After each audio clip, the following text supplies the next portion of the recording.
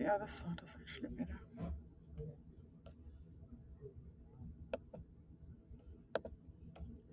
Healing Hearts, a testimony of rescue, restoration, and the creativity that healed my heart. Depression is one of the leading causes of disability worldwide. 5% of the global population lives beneath its shadow. That's more than 280 million people. Have a look around you. 1 in 6 of us will experience that valley at some point of our lives. Every zero point 0.3 seconds, someone considers suicide. Every 3 seconds, someone tries.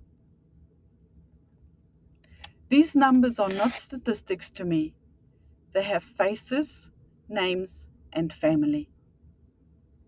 I know the pit of despair, having spent my life clinging to a rope so frayed and slippery, it felt like someone had greased it just for fun.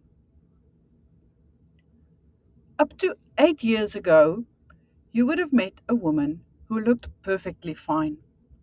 I was functioning, serving, smiling, ticking all the boxes of a responsible life while quietly falling apart on the inside.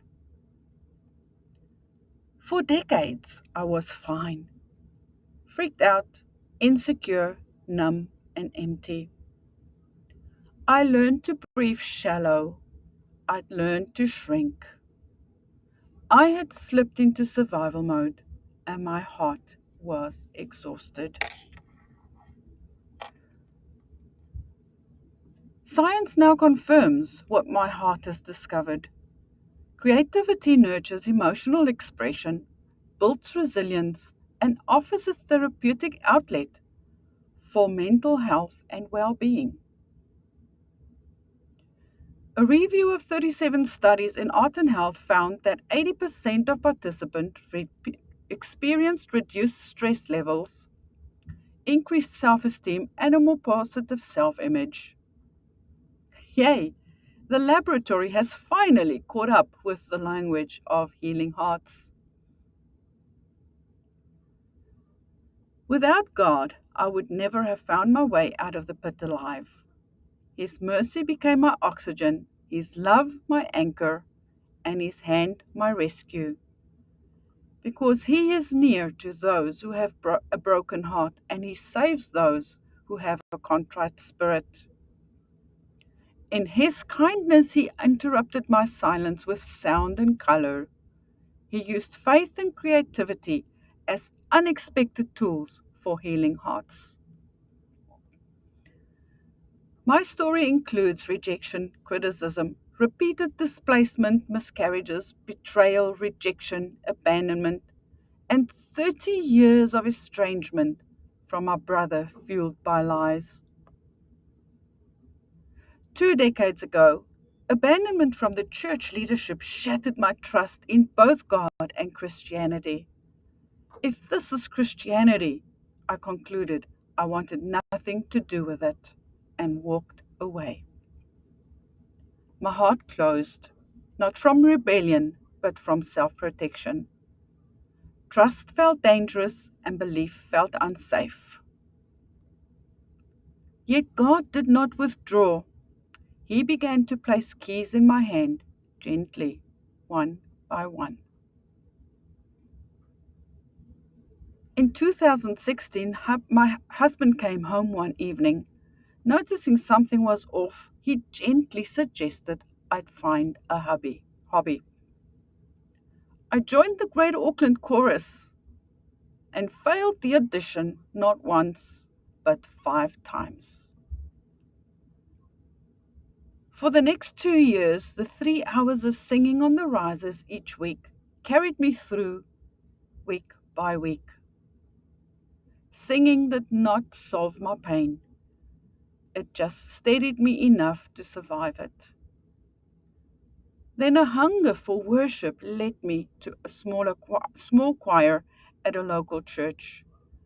During worship at at the Sunday service, I heard the Lord whisper, "It's time to come home, my child. When your father and mother forsook you, I took care of you just as I promised," in Psalm 27, verse 10. During lockdown, He met me through His Word. Bible journaling, drawing, coloring, and painting became my refuge.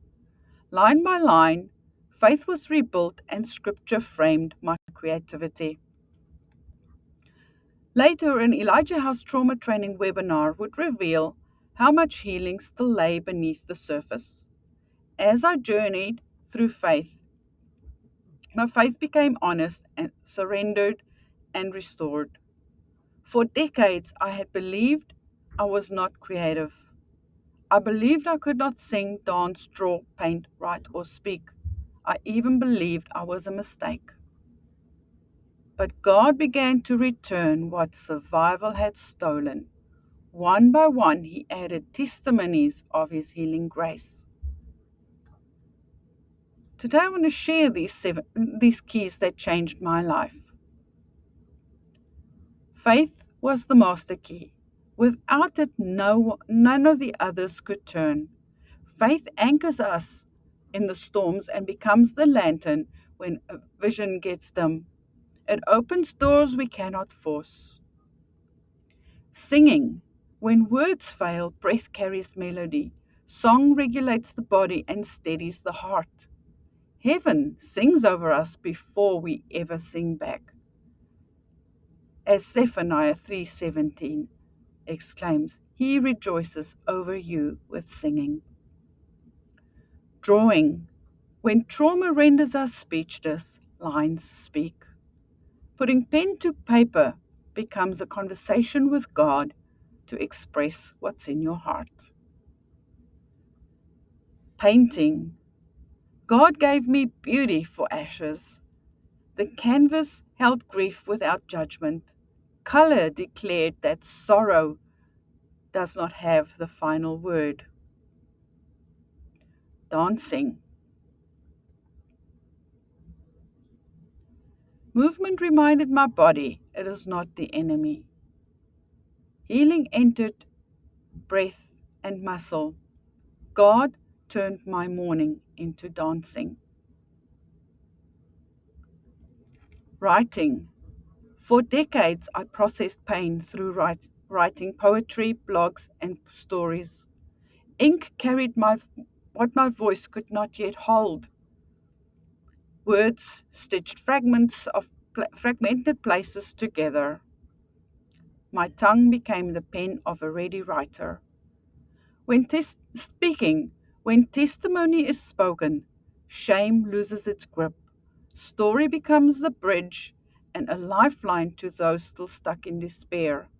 So I will proclaim the praises of Him who has called me out of darkness into His marvelous light. These keys do not compete, they harmonize. Faith lays the foundation. Creativity becomes the architecture. God rebuilds ancient ruins within us so that we can be called trees of righteousness, the planting of the Lord, that He may be glorified, as per Isaiah 61, verse 3. Healing hearts began as survival, but it became my calling.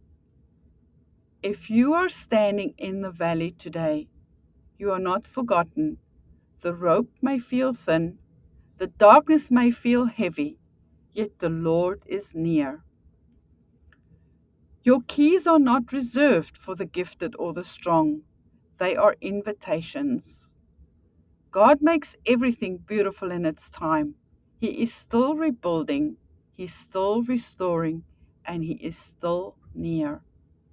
So which key to healing hearts will you pick up today?